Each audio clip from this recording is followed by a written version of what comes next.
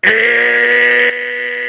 now, coming to you from the United Center on the west side of Chicago, he is back in All Elite Wrestling, Chicago's very own CM Punk. Could this become a reality? We'll find out today on Sportskeeda Wrestling. That's right. Could CM Punk be playing the big house, the madhouse on Madison, the house made famous by Michael Jordan?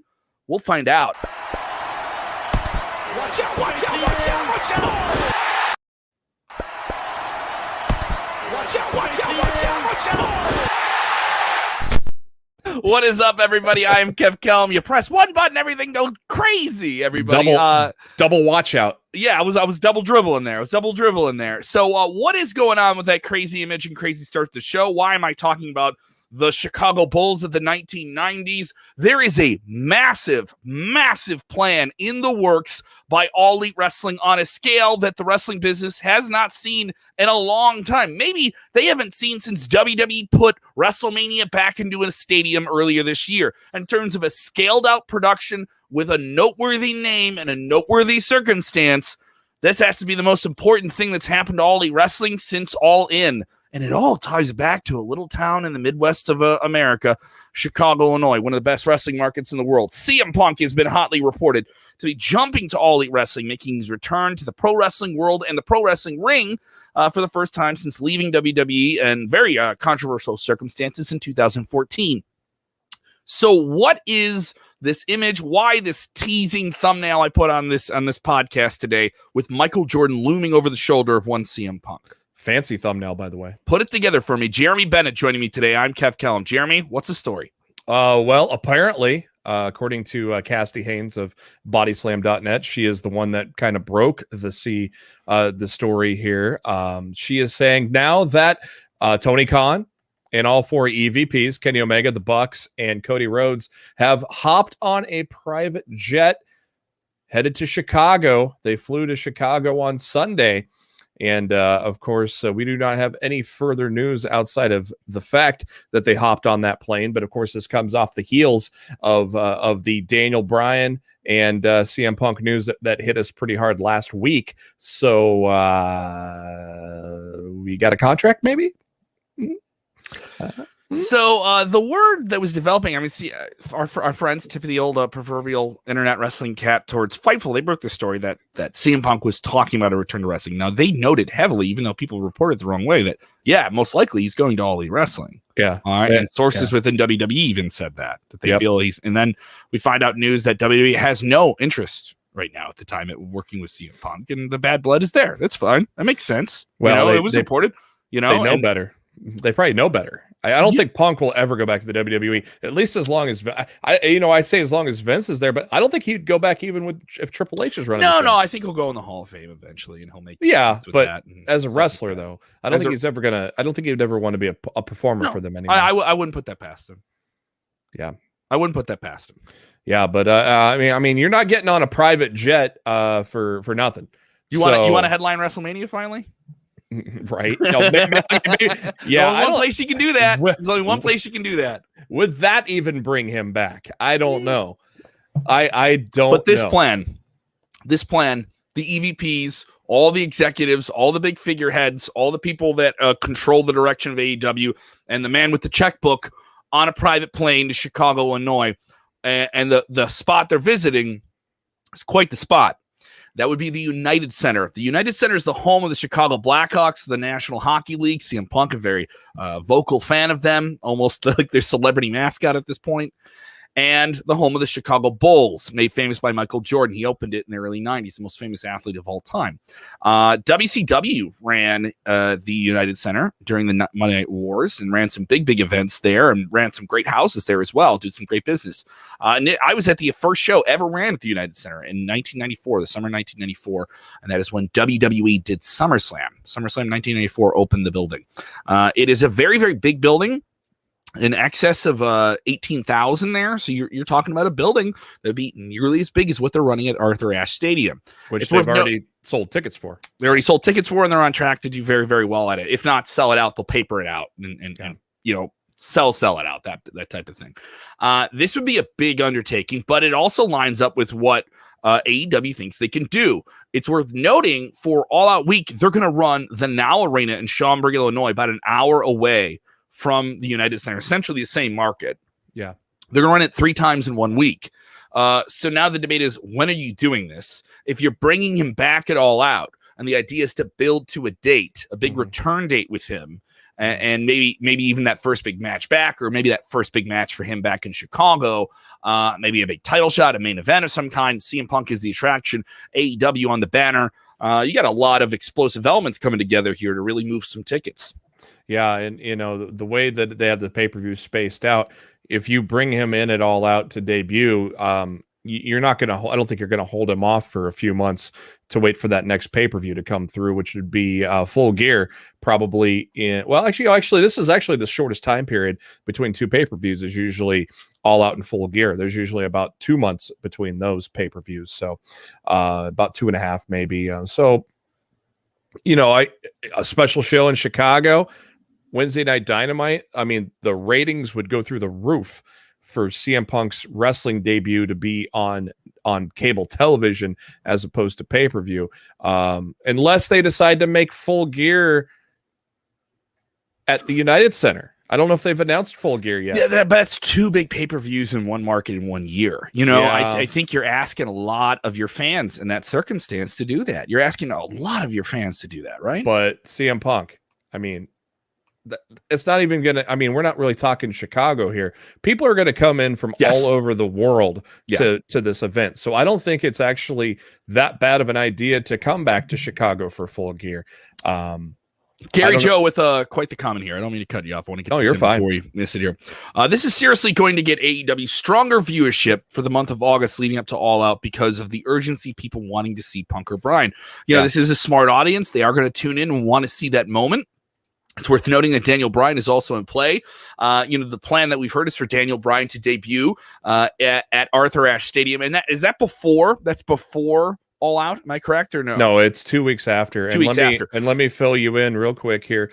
Give me the whole timeline here that's been reported. Well, Full Gear is already locked in. It's in St. Louis on November 6th. So Full Gear is already set. So this is probably, if we're talking United Center, they're probably looking at a special Dynamite now at this point. So I could see this being Q1 for them in 2021. Just enough time to get away from it. Just enough time to put CM Punk on the road. If you do his debut in Chicago at All Out, the place goes crazy. They feel happy enough. They got the return. They got what they wanted, right? They got what AEW wanted to do a few years ago when they had All Out the second one, and they had the StarCast convention 15 minutes away, and CM Punk was there. And I can tell you the sentiment was AEW fans want CM Punk saying he's bringing his talents to Jacksonville. That's what they want. Can you imagine the line at PWT's once that first shirt drops? And the line I think they did a T-shirt sale thing with him at Pro Wrestling Tees in Chicago. They have their own store, and they have a physical store, and there was like a mile-long line just for him. Now it is worth noting we've heard rumblings of this other alternate theory that reportedly Daniel Bryan has been locked in. CM Punk over the weekend has appeared to be more locked in with AEW. CM Punk has stirred the pot himself by posting on social media the Alan Parsons song "Serious," which is one of the walkout songs for the Chicago Bulls. Interesting that he would do that, and then this United Center plan would play together here. But it's worth noting WWE is running the Rosemont Horizon next Monday night in Chicago. If all this stuff is based off one city and one wrestler, there is an opening there. And if they really wanted to flip the lid on a room before SummerSlam, just 3 weeks out, that is a way to do it. But I think that is less likely than the scenario. Obviously, that's CM Punk going back to WWE. That's them getting water under the bridge, or at least a whole bunch of money under the bridge too. So there's still that there possibility here. Here we go. Greg Bush texting in, one of our very own fine guys from Sportskeeda. He says, "Do you tease something on the final episode of before All Out, or get some more buys like Omega taunts the fans with the opening static of Cult of Personality?" It'd be the ultimate troll is what's that? The beginning of Cult of Personalities, like a half second of static. Yes. Just end the show with that. That'll blow the internet up. Yeah, and there's even more trolling by Punk on his account. Apparently, he has followed Vince McMahon, he has followed WWE, he has followed Tony Khan, and he has followed AEW. So, that's typical. That's typical Punk, though. Yeah, that's typical Punk. Stir the pot, baby, stir the pot. Yeah. Certainly want to know what you guys think here. A lot of people chiming in. CM Punk, best in the world. They're excited for this news. I mean, this is whether or not you like Punk. This is a big plan.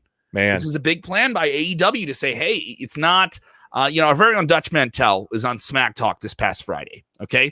And we asked for his take on this, and he had a great take. Go watch that episode. It's also available on our podcast feed as well. You can subscribe on Apple and Spotify. And he said it's obviously the big reveal. The first thing you do in an angle is the most important thing. But he said, actually, the most important step, it appears to most people, is the debut, right? Yeah. But if you have a hot enough angle, the most important thing is the next thing you do. Yeah. If the next thing that AEW does is say to the Midwest audience, which is their core audience that they've built this brand on, now next to Florida, right? In a major market where they've made the most moves, it is Chicago, all right, in terms of seismic moves that move the brand to another level. If they go there and they say, hey, come to Chicago, our New York City, right? And we're gonna make something big here, and we're gonna do it with the biggest, most anticipated name on the highest level we can possibly do it. I think their fans are gonna double down on it. Yeah, I think so too. It's a crazy time to be a professional wrestling fan, and it was already a crazy time before last week with where people are landing, and we've seen a few people already landing, and like Malachi Black, and we got the tease for Aiden English, the former Aiden English. We've gotten those teases with Impact Wrestling. Murphy's going to be landing sometime soon. That is probably going to be he's going to be a superstar wherever he goes. That's going to be one that WWE is going to regret. Then this drops, and it's just insane that two of the probably the best wrestlers of our generation, save for maybe AJ Styles in there as well, are gonna move to an opposing brand, and really that's got to tip the scales, because Bryan still has some years left. Punk, is in his early 40s. We don't know. we don't know how he's coming in here. Yeah. So it's insane, and it is insane. God, that WWE show, get ready for some piped in noise, because they're going to probably put in that piped in noise to drown out CM Punk chants, because there are going to be a million. It's Chicago and CM Punk. It's like, and anyone gets angry about that, I was like, that's the most famous thing that's happened there. Like, next to Stone Cold and Bret Hart in 90, like Allstate Arena is a big arena. Like, it's Madison Square Garden. It's Allstate Arena. We have some big Allstate Madison Square Garden news here to cover here in a second. We do. Do want to take this question, Greg Kelly. Is Punk better if in AEW or WWE? Here's the thing. I know this may aggravate people, because I know some people just want you to say, bring them over to AEW, piss off Vince McMahon, flip the bird at the machine, big Vince McMahon story we have coming up today too. Yeah, we do. My thing is, I just want to see the guy entertain people and wrestle again. I know that seems like such a cop-out, but it's true. I don't think you need to take a stance on this stuff. I will. I'll answer. I'll say this. I think him being back doing angles with people he hasn't either done it enough with, or he can do a fresh story. I want a good story. I want a good story. I want a good match. And guess what, guys? AEW can drop the ball here. Like, they can still drop the ball on this. It's not like a sure thing, just that they're going to nail this. Yeah. All right. And there are some guys that they have dropped the ball with. And I'm just being objective about it. They picked the ball back up on some of them, though, too, at least. They have. But, I mean, it took a while for them to make Miro be Miro. Exactly who I was referring to. Yeah, exactly. It's a big example. Brian Cage is not the Wolverine he should be in AEW. No, I don't think that's a big thing to say. But they've made great hits, guys, with their own guys like Darby Allin. They have, obviously, big names that came in, like the Bucks, like Cody. I mean, the hits outweigh the misses, right? Yeah, exactly. But this is not one you want to stumble with. You do not want to fumble with this. And if WWE can get him, and this is CM Punk stirring the pot, and he goes to WWE, wow. Yeah. What a maneuver it would be, as Vince McMahon would say. What a maneuver. Let's get to that story. Let's get to this story here with Vince McMahon. God. This is quite the story and quite the move by WWE. Obviously, WWE is a entertainment company. They're not just a wrestling show. And now they understand that the show behind wrestling is sometimes sometimes more interesting than what actually happens in the ring. One of the biggest wrestling scandals of all time was a federal lawsuit put against the then World Wrestling Federation and Vince McMahon by federal authorities to pursue the company for the distribution of illegal steroids. And the claiming that they were involved with a doctor who was providing illegal performance-enhancing drugs to professional wrestlers. Now, this was a long drawn-out legal case in the 90s that actually put the future of the WWE heavily in doubt while they were going to war with WCW. And WCW was really ramping up their engines with Ted Turner behind them. So that's a very tense time in WWE if you read up your history. And now it's going to become a scripted series. Jeremy, tell me more. Apparently, a deal has been struck with Blumhouse Television to develop a limited scripted series called The United States of America versus Vince McMahon. They will develop the series for television. No word on what network will pick it up yet. They're probably shopping it to networks right now, is what my guess would be at this stage. This is going to be a first ever scripted portrayal of Vince McMahon, as well as a lot of the superstars from that era. It's going to talk about, at the time with Rupert Murdoch purchasing the New York Post, and of course, posting those articles about the legislators giving WWE a free pass on steroids, and McMahon skips through the cemetery were headlines that were posted in the Post back then. And then, of course, obviously, the FBI gets involved after those articles, and the rest is history. I can only laugh, though, because I just feel like this is Vince trying to make himself look good. Revise history, because he doesn't look good. He beat the government. He beat the rap with the federal government. I don't know. How does he not look good in that circumstance? Who asked for this? You know what? I guess you're just not intrigued by the concept. You think it's silly? I just think Vince is gonna make himself be the second coming of Jesus Christ in this thing. I think. I don't know if that's exactly true. Because I do think WWE's been able to be. They'll show some of the dark side of what they do. They've done that with these A&E biographies. Depends on how hands-on he is on it. True. I mean, obviously they're going to have approval on it. Yeah. But I don't think they're going to deny the idea that pro wrestlers use steroids. And this is going to be the first time WWE, not the first time, but the first time recently the WWE's talked about that. They talked about when they initiated the wellness policy. They've talked about it in they've brought it up in storylines. They did that a little bit. Yeah. So I don't think WWE is opposed to telling this type of story. And it'll be interesting because I think this is something you got to do while, I'm not trying to be morbid here. Well, Vince McMahon is still a man who's with us and can tell these stories and can do different things. I think there's a lot of stuff with Vince you could do outside of wrestling on TV in WWE, Raw, SmackDown, that needs to be done. Like I know they did a documentary, like a Mr. McMahon documentary, but several books. You know what I mean? Like you could write several books just about the national expansion, all these different things. And this is me kissing the rump. I'm not joining the Kiss My Ass Vince McMahon club. He's a very interesting guy. Yeah. He's whether or not you think about it, in terms of American entertainment, he's a very seismic force in terms of what he did. He took a genre of entertainment and completely changed the perception of it from coast to coast and around the world. Yeah, it'll probably be interesting, and I think when we were talking earlier, it may be, this might have been when the People versus O.J. Simpson, when that came out, maybe that's when the wheels kind of got rolling for them to say, hey, we could create our own People versus O.J. Simpson. I love the chat blowing up right now. If you're with us on the podcast side of things, we asked them, who should play Vince McMahon? Give me Harvey Keitel. Yeah, come on, pal.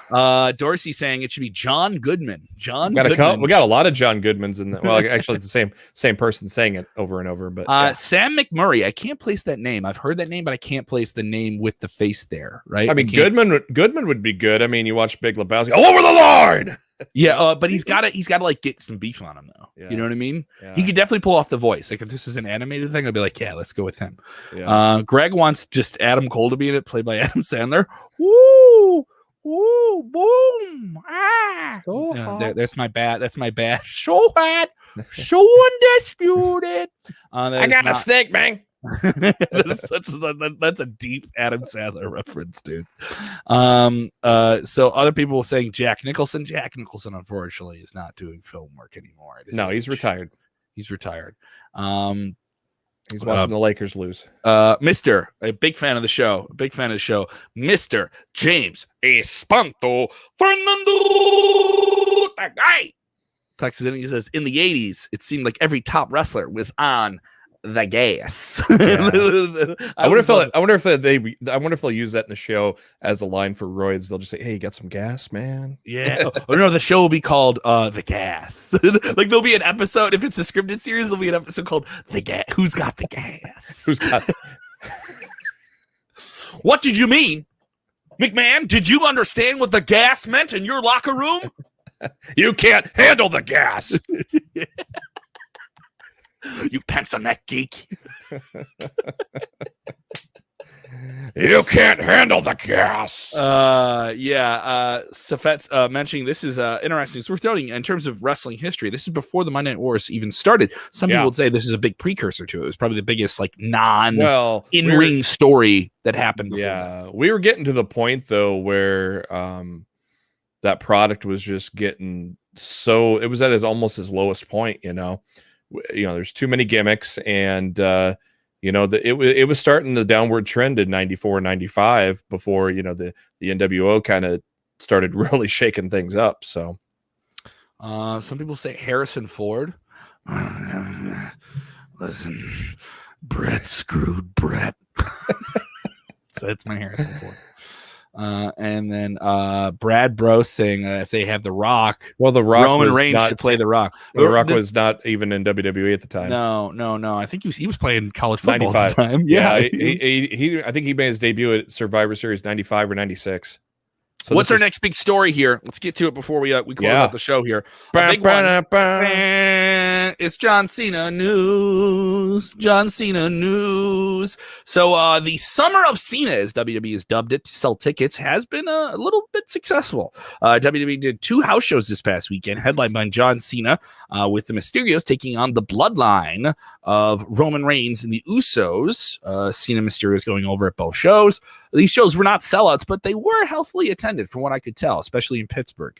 And this is another sign of WWE saying, hey, if John Cena is only going to be here for a while, and John Cena, if I'm only going to be here for a while, if it appears like that, I'm going to get as much out of this as I possibly can. And also work these house shows to get up to being back at a big stadium show. It's worth noting the first time he's wrestled for WWE in a few years was on a live event. What an interesting thing. What an appealing thing if you're buying tickets and you're a hardcore fan. You're like, I'll just wait until they come with TV, right? A lot of fans do that with house shows, right? Say, hey, I'll wait until, it's Raw or SmackDown or pay-per-view. I'm not going to go to a house show. A lot of fans have kind of turned off on it. An interesting thing by WWE Sell here. And now they're using Cena's name to move tickets from Madison Square Garden, the mecca of professional wrestling, WWE's spiritual home in New York City. Yeah, it was a brilliant move by WWE to add him to house shows because you're right. The attendance even before the pandemic was really lacking on house shows. So you're wondering, do we have Cena after SummerSlam? Well, at least the answer is yes for one show. We don't know if he'll still be on television, but he will be at Super SmackDown at MSG, which is on September 10th. That's a Super SmackDown show. Worth noting that's after SummerSlam. It's a couple weeks after SummerSlam. Advertised for the show already are Roman Reigns, Sasha Banks, Bianca Belair, Edge, Usos, Seth Rollins, Apollo Crews, Kevin Owens. So add John Cena to that list now. It is a live event, not televised. It's their annual return to MSG, of course, with the pandemic. So that's a super show. That's not a televised event there. Yeah, actually, no, I apologize. It is a Super SmackDown. That's a SmackDown. I read that wrong. It is Super SmackDown. But they're having some Raw talent there to even sell some extra tickets or do like a dark match or something. Yeah. They've got. They have not. They have Seth Rollins on the card and Kevin Owens and let's see, Edge of SmackDown. Yeah, so Apollo Crews, Kevin Owens, and Seth Rollins are on there from Raw, announced ahead of time, and the rest looks like SmackDown from what they've announced. But yeah. It is a SmackDown image. God, that's gonna be so fun. God, they haven't Hey televised. guys, it's a good time to be a wrestling fan. I keep saying this the past few weeks now, but it's a really, really good time to be a wrestling fan. I know some people are like, WWE's on the run, they're on the ropes. No, they're feeling a challenge. This is exciting. All right. This is lighting a fire into their ass. What news dropped the day after we heard about CM Punk and Daniel Bryan? Oh, The Rock's gonna come back. That's still happening. That's still in the works. Oh, even though he denied Roman Reigns match, that's still really cool. I don't care what anyone says. That's you can only do that once, right? And it's a big deal, right? And you can only debut these guys in AEW once. So you're gonna see first time ever big seismic moments this year. And I think you should savor that no matter what wrestling promotion you prefer. Stop it with the dumb tribalism. You're pro wrestling fans first. You know, that's another thing to remember. You're pro wrestling fans first. You owe no allegiance to billionaires. I'm curious how long Cena's going to be around now. You know, if he's going to be around 2-3 weeks after SummerSlam, you kind of wonder. But is that just a one day? Is that the only date he's doing after SummerSlam? It's the only one announced right now. Because that Summer of Cena was all live shows, Raws and SmackDowns, all leading up, ending with SummerSlam. So that was when they ran that, they showed that whole list of dates for the Summer of Cena. It ended at SummerSlam. So this is the first and only so far date announced. And of course, I'm assuming he's going to be at Raw and SmackDown leading up to the MSG show. So what do you think of the curveball thrown this past week on WWE SmackDown? Another big one in front of a live crowd. These crowds have been electric the past few weeks. John Cena on the show cutting a promo, once again stirring the pot, trying to get this match with Roman Reigns for the Universal Championship at SummerSlam. Roman Reigns rejecting the challenge, saying he doesn't want to have boring times with John Cena, and he compared him to missionary sex. That was hilarious. Yeah, that was a great line. By the way, that was written for him. That line was written for him. Anyone who says WWE writers suck, that was absolutely written for him. If it wasn't written for him, somebody else was involved in coming up with that line. At least just that's my itching feeling. My podcast co-host Matt Black, who's also a writer at Sportskeeda here, gave an interesting theory. What if they swerve us all? What if Lashley turns down Goldberg tonight, and so then it's Cena versus Goldberg at SummerSlam?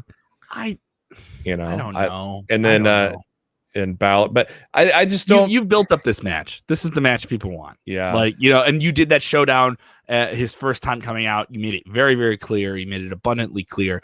Yeah, Finn Balor coming out, and I think is going to be the swerve. Something's going to happen with Finn Balor to play a supporting role to Cena in this case. And that there'll be something there. Finn Balor will kind of be like the observer, if you will, who's in between all of this. Yeah. And the idea is to give him some rub after this match. I think that's just the hardcore fans in us that don't want to see Goldberg in the title picture. So we're trying to think of every possible way to book him out of it. Some people thinking, anyone think Cena turns heel, taking out Balor to get his match. Here's the thing. Even if he took out Balor to get the match, he's still John Cena, and people are going to love him. He's not going to be heel. Jeremy Bryant texting that went in. Yeah. They're not going to book heel versus heel. Yeah. Sonny Drake saying John Cena is a draw for TV ratings. Yes, indeed he is. So far. Yeah, he has bumped up WWE television. I would say anywhere between 700 to 1 million more people watched WWE in the past week, just in terms of overnight viewership on both Raw and SmackDown, because of the presence of John Cena. Yeah. He is a needle mover, man. This guy's in the biggest movie in the world, Fast 9 right now. I mean, you don't get those Cena sucks chants anymore. Even if you do, it's still he's over. It is, but it's amazing how he's now more universally loved than he used to be. So, and people obviously missed him. So the ratings are telling that story right now. Yeah. Before we sign off here, any news on Becky Lynch in terms of big returns? This is Molly 8 Warwick texting in. No news at this time, but it does seem like anytime WWE wants to pull the trigger, she is still under contract with the company. She has certainly teased the return more than once, including Money in the Bank when people thought she was going to show up there. No news at this time, but I guess that's an exciting thing though. At the same time, I'd hold her off till SummerSlam or the day or the SmackDown after SummerSlam. At this, do you think they don't need her for SummerSlam? Against who? Exactly. What's the match? Well, I mean, there was rumors that she's going to go to SmackDown, so maybe she challenges Bianca. I don't know. There's not really a clear challenger yet. I mean, Sasha's planning on. It sounds like Sasha's going to return soon too. So that whole picture is really. It's so weird how that picture is so up in the air right now with 3 weeks to go till SummerSlam. I want to thank everyone for watching this show, the hundreds, thousands of you that have tuned in from around the world. If you haven't done it already, subscribe to Sportskeeda Wrestling. On YouTube, we are making that march to 20K. If you haven't subscribed already, go over there. If you like us on Facebook, you can really help us out by subscribing on YouTube as well. If you enjoy your stuff on YouTube, on Facebook too, here's what you do. Turn your reminder on. If you turn the reminder on, there's a little bill logo you can see next to us here on Facebook. You click that, you see all of our stuff. You know exactly when we go live, okay? So we're doing a lot of cool stuff tonight. Vince Russo will be with us live after Monday Night Raw. Dutch Mantel with us after SmackDown. Wednesday nights, The Debrief after AEW Dynamite, also covering NXT. Plus, we just dropped an interview with Big E. With Big E. Mr. Money in the Bank is now, and that is over on our YouTube channel. And they talk about meat slapping. Yeah, big man slapping meat. Got chops in here. I'm a fan of it. I love that. Oh, the answer to that question was great. So check it out. You can check out Jeremy and all the stuff he's doing. Get your plugs in. We have Lost in the Midcard is my podcast, goes live every Thursday with myself and my esteemed co-host, Mr. Matt Black, that I mentioned earlier. We go live every Thursday afternoon. You can go to litmcpodcast.com or facebook.com/Lost in the Midcard or our Twitter at LITMC Podcast. And we're inching ever so close to episode 300. I love when people start to text in the chat the sign off of the show. I love that. That's enjoyable. Say it with me when you're ready. You guys can check me out online at Twitter at Kev Kellam. It's KEVKELLAM. Go ahead and give me a follow there if you haven't done it already. And you can hear me on the radio on the X, Rockford, Illinois. I am rocking there every midday, 10 a.m. to 2 p.m. I do the noon hour, nothing but 90s. We do it 90s proof at noon. I do a bunch of weird references, and I play clips of different sound effects from the 90s. Do I get wrestling in there when I can? Oh, you better believe it. You better believe that I'm just wedging in. On this day, Stone Cold Steve Austin did this. Here's Soundgarden. Like I'm getting that stuff in there when I can. Oh, you didn't know? Exactly. I'm going to start playing that next week.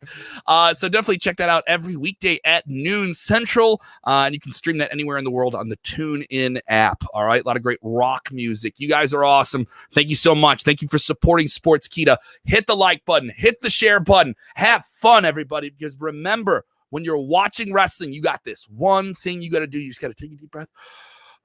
Don't matter what the booking is. Just take a deep breath and enjoy wrestling. Yeah. Yeah? Yeah. Let me talk to you. Enjoy wrestling, everybody. See ya.